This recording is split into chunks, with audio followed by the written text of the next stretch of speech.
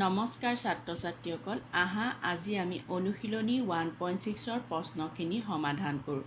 1 নম্বৰটো হৈছে মান উলিওৱা। তাৰ প্ৰথম প্ৰশ্নটো হৈছে 64 to the power 1/2।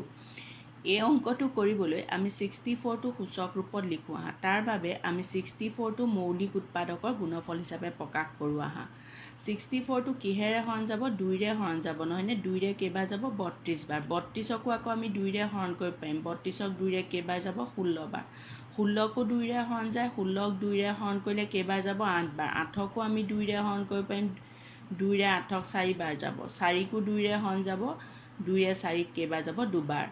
মানে 64ত 1 2 3 4 5 6 6টা 2 পূৰণ হৈ আছে। তাৰমানে আমি 64টো 2 to the power 6 হিচাপে লিখিব পাৰিম।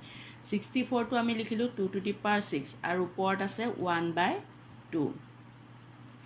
এতিয়া a to the power m whole to the power n equal to a to the power mn এই সূত্ৰটোৰ মতে এটা ভূমিৰ ওপৰত দুটা ঘাত থাকিলে কি কৰিম? আমি ভূমিটো একে ৰাখি ঘাত দুটা পূৰণ কৰিম। তাৰমানে আমি কি কৰিম? 2 to the power 6 into 1/2। 6 আৰু 2 ওপৰৰ 6 তলৰ 2 কটাকটি যাব। তাৰমানে 2য়ে 6 কেইবাৰ যাব? 3 বাৰ যাব, নহয়নে? ভূমিটো 2 থাকিব আৰু ওপৰত 3 গুণ 3 আমি পাম 2 কিউব। 2 কিউব মানে 3টা 2 পূৰণফল, নহয়নে? 3টা 2 পূৰণফল কিমান হ'ব? 8। এতিয়া নিশ্চয় তোমালোকৰ 1 নম্বৰৰ বাকী দুটা অংক কৰিব পাৰিবা। এতিয়া আহাচোন 2 নম্বৰৰ দুটামান অংক চাওঁ। 2 নম্বৰৰ 1টো হৈছে 9 to the power 3/2।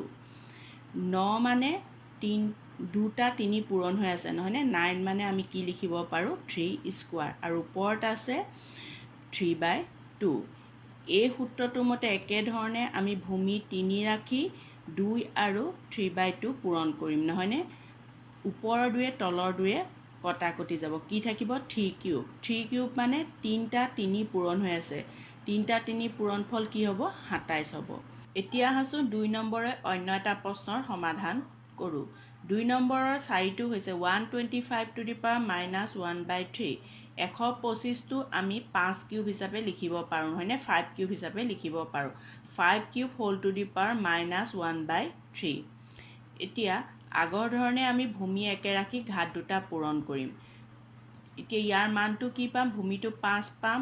ওপৰৰ 3য়ে তলৰ 3য়ে কটাকটি যাব, নহয়নে? ওপৰৰ 3য়ে তলৰ 3 কটাকটি গ'লে ঘাতটো কি থাকিব? -1। 5 to the power -1 আৰু আগতে আমি পাই আহিছোঁ a to the power -1 equal to 1/8। তাৰমানে 5 to the power -1ৰ মানটো হ'ব 1/5।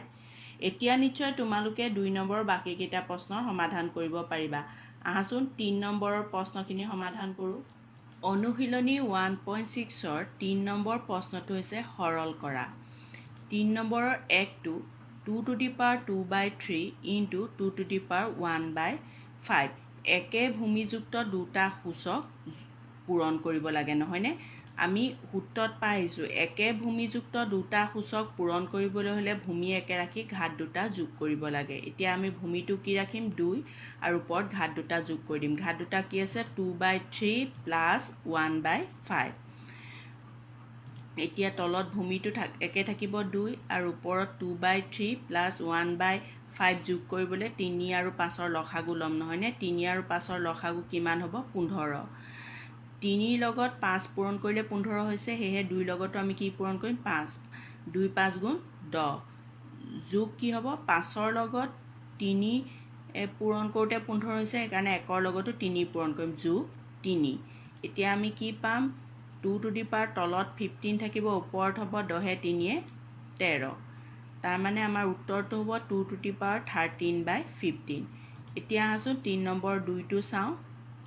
3 নম্বৰৰ 2টো হৈছে 1/3 cube whole to the power 7।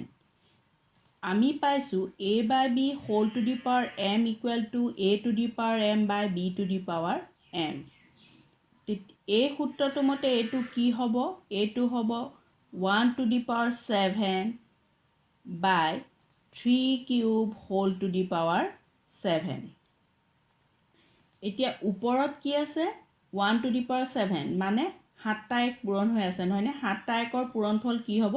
1 হ'ব। আৰু তলত কি হ'ব? 3 to the power 3 7 গুণ 21। মানে আমি পাম 1/3^21। এতিয়া আহাচোন 2 নম্বৰ 3টো কৰোঁ। 2 নম্বৰ 3টো আছে 11^1/2 বা 11^1/4। একে ভূমিযুক্ত দুটা সূচক হৰণ কৰিব লাগে নহয়নে? আমি আগতে পাই আহিছোঁ একে ভূমিযুক্ত দুটা সূচক হৰণ কৰিবলৈ হ'লে ভূমি একে ৰাখি ঘাত দুটা বিয়োগ কৰি দিব লাগে। তেতিয়াহ'লে আমি ভূমি কি ৰাখিম 11 আৰু ওপৰত ঘাত দুটা বিয়োগ কৰিম 1/2 - 1/4। আমি কি পাম 11^1/2 পৰা 1/4 বিয়োগ কৰিবলৈ আমি 2 আৰু 4 লসাগু ল'ম। 2 আৰু 4 লসাগু কি হ'ব 4 হ'ব।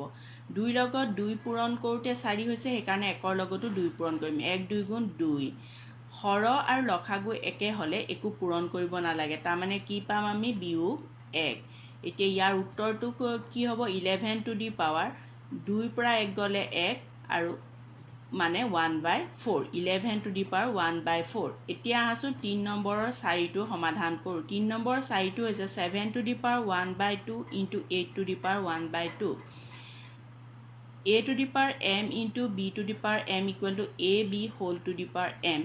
এই সূত্ৰটো মতে আমি ভূমি দুটা পূৰণ কৰি দুইটাৰ ওপৰত একেটা ঘাত লিখিব পাৰোঁ। আহাচোন আমি 7 8 পূৰণ কৰোঁ 7 8 আৰু পূৰণ কৰি হোল কি লিখিম আমি 1/2। তাৰমানে 7 8 গুণ কি হ'ব 56 56^1/2। ছাত্ৰ ছাত্ৰীসকল আজিৰ বাবে ইমানেই। এই ভিডিঅ'টোৰ লগতে তোমালোকৰ সংখ্যা প্ৰণালী শেষ হৈছে। ধন্যবাদ।